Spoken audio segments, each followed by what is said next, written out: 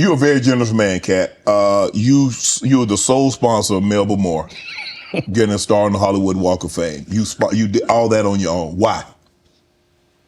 Do you have a personal relationship with Melba? No. I understood that she was a black woman in a time where it mattered what you look like, and they had a certain thing that they needed you to look like and act like in order to be successful. Right. And she just never did that. She wasn't tall enough. She wasn't fine. They didn't like her looks. They didn't like that her hair was natural. They talked crazy about her, and yet she still made all of these achievements. And I'm like, understand, I'm already in the Comedy Hall of Fame. I'm already going to heaven no matter what happens. If it ends in a second, I'm up there. So it gives me the leeway to do some things that are simply because it's the right thing to do. So the truth of the matter is, they wanted to give me a star, but please don't consider me and this person been sitting on this list this whole time. And just because they ain't got enough money, they can't get their just due? That's crazy. When do you start? That's hurtful. What if somebody can't afford their flowers? You mean they don't get them? No, God don't operate like that. He was sending a dummy like me to come and take care of that. Just so that the right thing happens. That's how the universe works. Because remember, what am I spending my money on? I'm not spending my money on strippers. I ain't spending them on drugs. Why not? Like, Stripper what? part. Because if I go in a strip club, I'm only trying to get her out of there. Yeah. I have no intention of her or any other people being in this position. If I see a girl I like at the strip club, I'm telling her, you know you don't have to strip no more after this. This could be your last day. How about that? Ooh. What would it be like just to leave it all? You ain't gotta be a hoe no more. I don't even want you to go get your purse. Just leave it. Ain't nothing. We get new ID. We get new ID and credit card and social security card. We don't need none of that. None of that. None of that.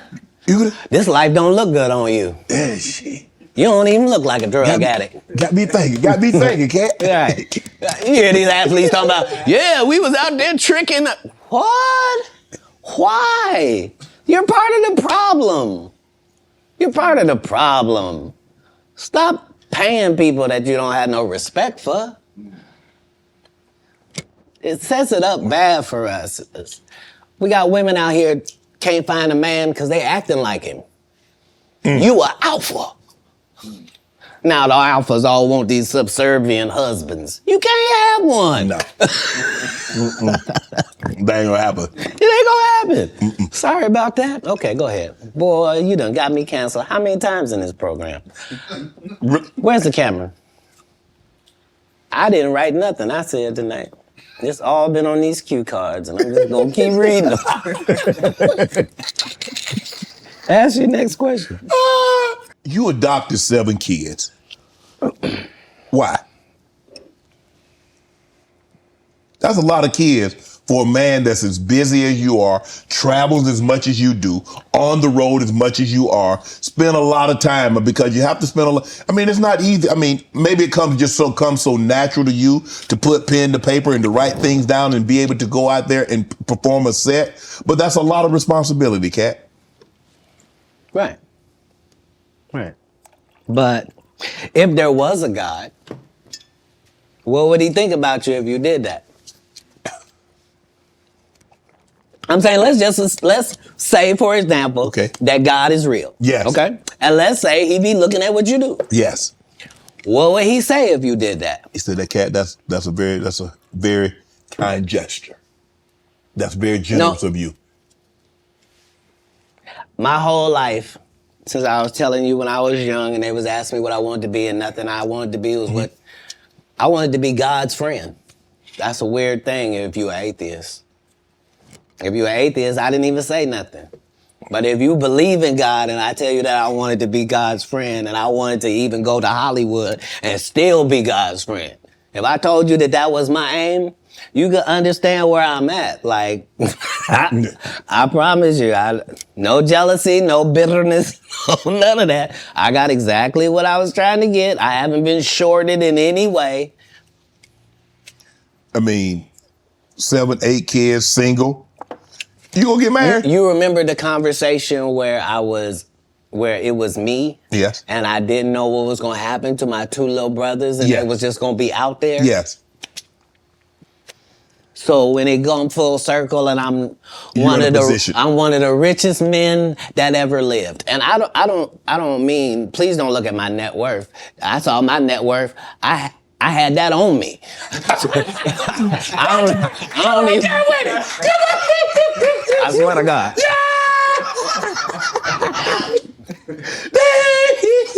What I'm saying is, like,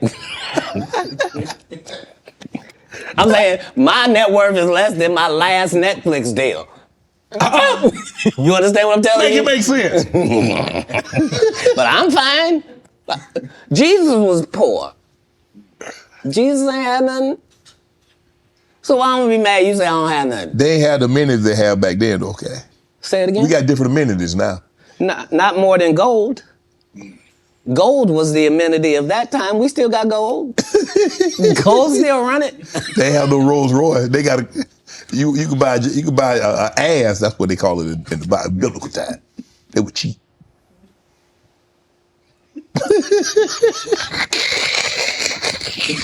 I'm saying, if you really want to say, I'm saying a Cullinan is cheap. So back in the day, I would give my girl a donkey. Today we get her a Cullinan. But I'm saying whatever it is, I'm saying I'm saying, because what we gonna do? I done already told you, I'm one of the richest people that ever lived. Yes. Only in the fact that when I wake up in the morning, no matter where I am, I don't need nothing. Whatever I need is right around me, and whatever I don't have, it's only just because I don't have it. It's not because I can't get it. All I got to do is want it, and it belongs to me. So because of that, because I'm favored by God, like when I see people's wives and stuff, I don't even look at them. You know what I mean? Like I don't want to look at nothing I don't want to have, because I know how blessed I am. If I look at it, I got it. That's how Diddy be feeling. No, come on, man.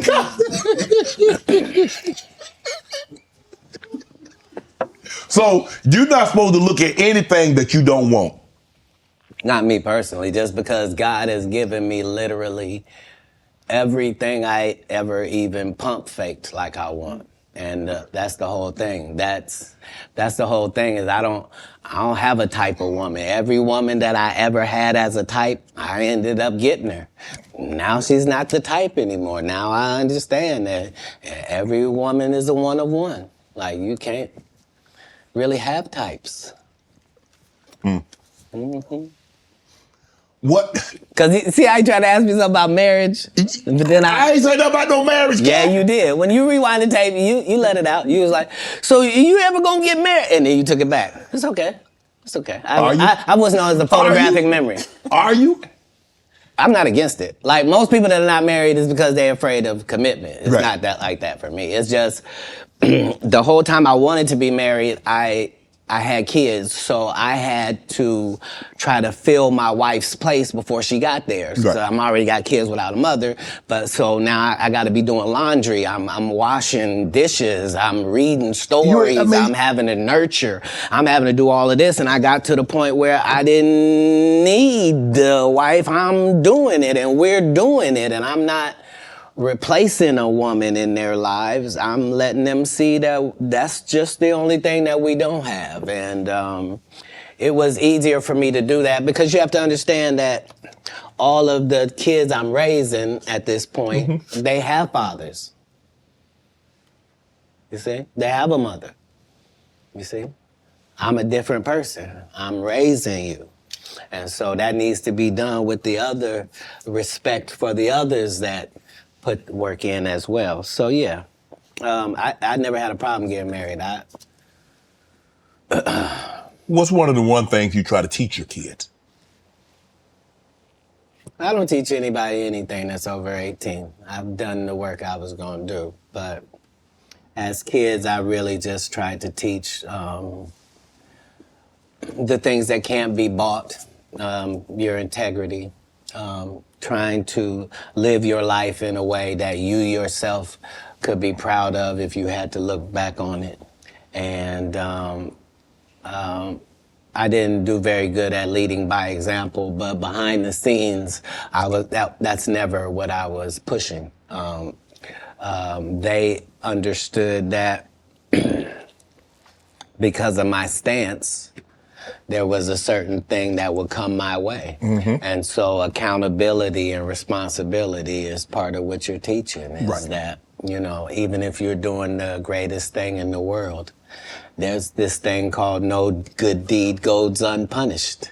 Like, there's a real Murphy's Law. Like, basically, in raising kids, you're just trying to give them a better manual and an outline of how life works than your parents gave you, you know? And so that's how I did it.